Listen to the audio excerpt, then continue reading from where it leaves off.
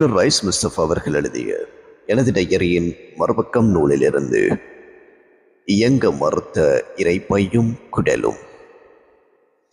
Alicia என்ற 8 மாத இத்தாலிய குழந்தைக்கு 12 மணி நேரங்களாக தொடர்ச்சியாக ஆபரேஷன் செய்து 8 உறுப்புகள் மாற்றப்பட்டதாக கூறுகிறது இங்குள்ள ஒரு பத்திரிகை செய்தி.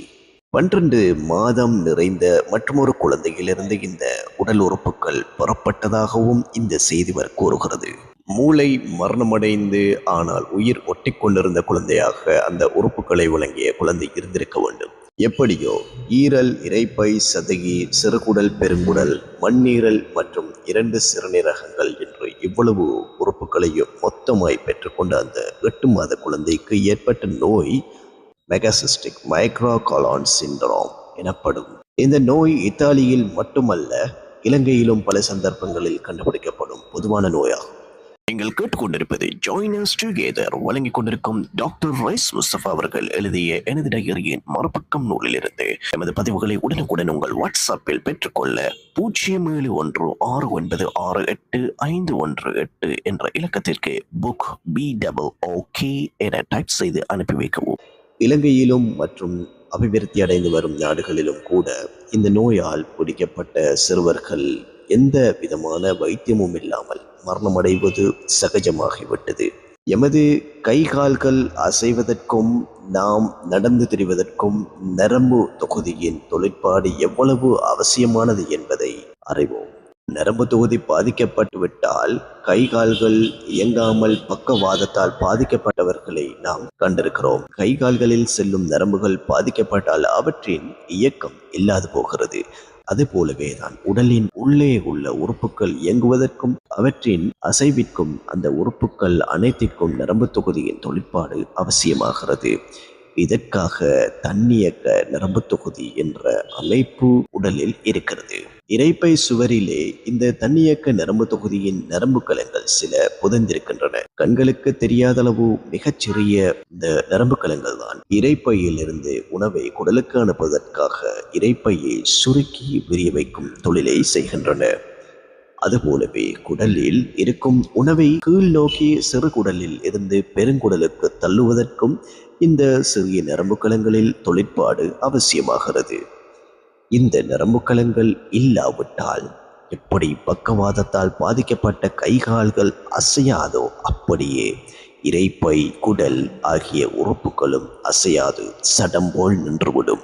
இப்படி இருந்தால் உணவு வாயிலிருந்து இரைப்பைக்கு செல்ல முடியாது. உணவு இரைப்பையிலிருந்து குடலுக்கோ குடலிலிருந்து மலமாகவோ வெளியேறவோ முடியாது. இதுபோலதான் சதையின் தொழிற்பாட்டிற்கும் நரம்பு தொகுதியே அவசியமானது.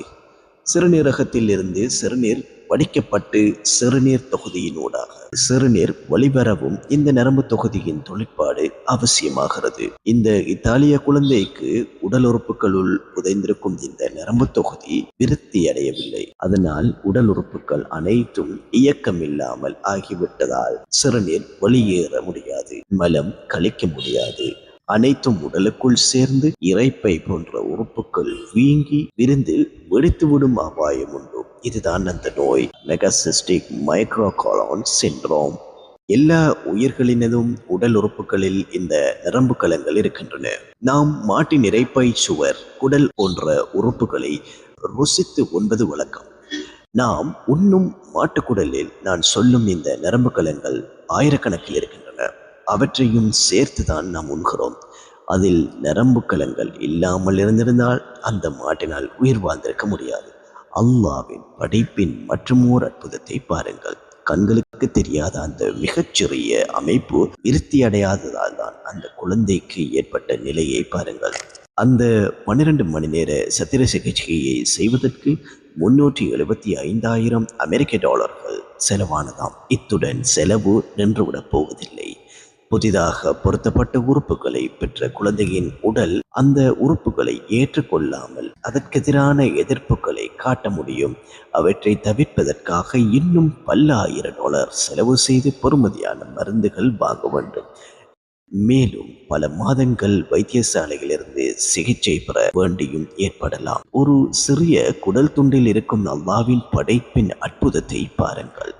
அந்த குழந்தையின் குடலில் நரம்பு கலங்கள் உருவாகாமல் இருந்ததால் அதன் முழு உடல் உறுப்புகளையும் மாற்ற வேண்டி ஏற்பட்டுவிட்டது. நமது குடலில் இருக்கும் அந்த நரம்பு கலங்கள் உருவாகி விருத்தி அடைந்து நமக்காகவே சேவை செய்து கொண்டிருக்கின்றன. எமது நரம்பு கலங்களையும் நோய் பீடிக்க முடியும். அப்படி நோய் பீடித்து விட்டால் எமது நிலை மலசலம் கழிக்கவும் முடியாத ஒரு அவநிலையை கற்பனை பண்ணி பாருங்கள்.